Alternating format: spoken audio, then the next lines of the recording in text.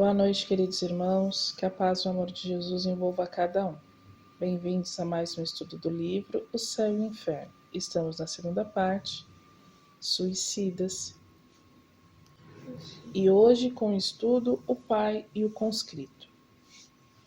No começo da Guerra da Itália, em 1859, um negociante de Paris, pai de família, gozando de estima geral por parte dos seus vizinhos, tinha um filho que fora sorteado para o serviço militar. Impossibilitado de o eximir de tal serviço, ocorreu-lhe a ideia de suicidar-se, a fim de o isentar do mesmo, como filho único de mulher viúva. Um ano mais tarde, foi evocado na Sociedade de Paris, a pedido de pessoas que o conhecera, desejosa de certificar-se de sua sorte no mundo espiritual. A São Luís. Poderei dizer-nos se é possível evocar o espírito a que vimos nos referir? São Luís responde: sim, e ele ganhará com isso, porque ficará mais aliviado. É feita a evocação e o espírito responde: ó, obrigado, sofro muito, mas é justo. Contudo, ele me perdoará. O espírito escreve com grande dificuldade. Os caracteres são irregulares e mal formados. Depois da palavra mas, ele para, e procurando em vão escrever, apenas consegue fazer alguns traços indecifráveis e pontos. É evidente que foi a palavra Deus que ele não conseguiu escrever. Tende a bondade de preencher a lacuna com a palavra que deixastes de escrever. Sou indigno de escrevê-la. Dissestes que sofreis, compreendeis que fizeste muito mal em vos suicidar, mas o motivo que vos acarretou esse ato não provocou qualquer indulgência? A punição será menos longa, mas nem por isso a ação deixará de ser má. Podereis descrever-nos essa punição? Sofro duplamente na alma e no corpo, e sofro neste último, conquanto não possua, como sofre o operado a falta de um membro amputado. A realização do vosso suicídio teve por causa unicamente a isenção do vosso filho, ou concorreram para ele outras razões? Fui completamente inspirado pelo amor paterno, porém mal inspirado. Em atenção a isso, minha pena será abreviada. Podeis precisar a duração dos vossos padecimentos? Não lhe entrevejo o termo, mas tenho certeza de que ele existe, o que é um alívio para mim. Há pouco não vos foi possível escrever a palavra Deus, e, no entanto, temos visto espíritos muito sofredores fazê-lo. Será isso uma consequência da vossa punição? Poderei fazê-lo com grandes esforços de arrependimento. Pois então, fazei esses esforços para escrevê-lo, porque estamos certos de que sereis aliviado. O espírito acabou por traçar esta frase com caracteres grossos, irregulares e trêmulos. Deus é muito bom.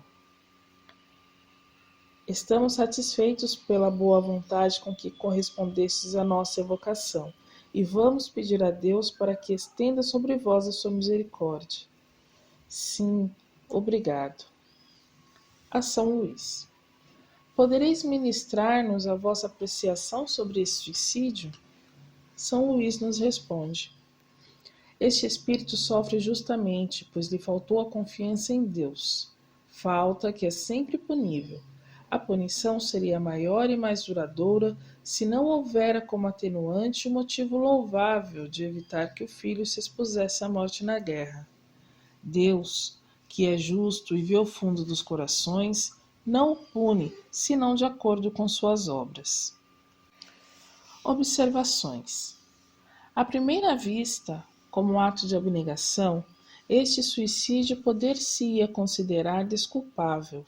Efetivamente assim é, mas não de modo absoluto. A esse homem faltou a confiança em Deus, como diz o Espírito São Luís. A sua ação talvez tenha impedido a realização dos destinos do filho.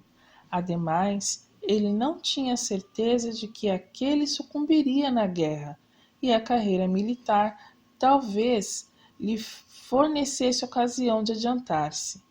A intenção era boa, e isso lhe atenua o mal provocado e merece indulgência. Mas o mal é sempre o mal, e se não fora, poder-se-ia escudado no raciocínio, desculpar todos os crimes e até matar a pretexto de prestar serviços. A mãe que mata o filho, crente de o enviar ao céu, seria menos culpada por tê-lo feito com boa intenção? Aí está um sistema que chegaria a justificar todos os crimes cometidos pelo cego fanatismo das guerras religiosas. Em regra, o homem não tem o direito de dispor da vida, por isso que essa lhe foi dada visando deveres a cumprir na terra, razão bastante para que não a abrevie voluntariamente, sob pretexto algum. Mas ao homem, visto que tem o seu livre-arbítrio, ninguém impede a infração dessa lei. Sujeita-se, porém, às suas consequências. O suicídio, mais severamente punido, é o resultante do desespero que visa a redenção das misérias terrenas, misérias que são ao mesmo tempo expiações e provações. Furtar-se a elas é recuar ante a tarefa aceita e às vezes ante a missão que se deverá cumprir. O suicídio não consiste somente no ato voluntário que produz a morte instantânea, mas em tudo quanto se faça conscientemente para apressar a extinção das forças vitais. Não se pode taxar de suicida aquele que dedicadamente se expõe à morte para salvar o seu semelhante. Primeiro, porque no caso não há intenção de se privar da vida, e segundo, porque não há perigo do qual a providência nos não possa subtrair, quando a hora não seja chegada. A morte em tais contingências é sacrifício meritório, como ato de abnegação em proveito de outrem. E isso está no Evangelho segundo o Espiritismo, no capítulo 5, dos itens 5, 6, 18 e 19.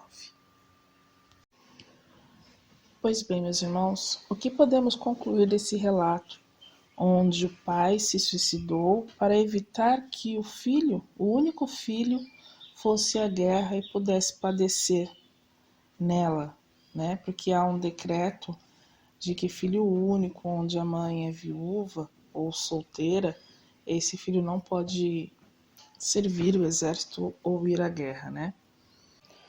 Nós vemos aqui por esse texto que mesmo faltas, vamos dizer assim, desculpáveis, como no caso desse suicídio, elas não podem ser imediatamente perdoadas. E por quê? Porque toda falta, ela precisa ser resgatada, ela precisa ser reparada, ela precisa ser revertida. Esse espírito, ele cometeu um ato contrário às leis de Deus, né? Contrário à lei da natureza. Então ele precisa reparar esse erro. É claro que existem agravantes, existem atenuantes que fazem diferença nessa reparação, nessa retificação, assim como o arrependimento, assim como o reconhecimento da falta, assim como reconhecer que cometeu um ato contra as leis de Deus. E é esse reconhecimento, esse arrependimento que determina, né, o tempo de sofrimento do espírito. E vemos também que Deus, ele é infinitamente misericordioso. E a intenção, ela conta muito, né? A intenção, ela vale muito para Deus. Porque a intenção é o que realmente está no coração da pessoa e é a intenção que reflete o caráter, né, da alma, de quem realmente se é. Então por hoje é só, meus irmãos. Até semana que vem com mais um relato de um espírito suicida. Que a paz e o amor de Jesus esteja com todos.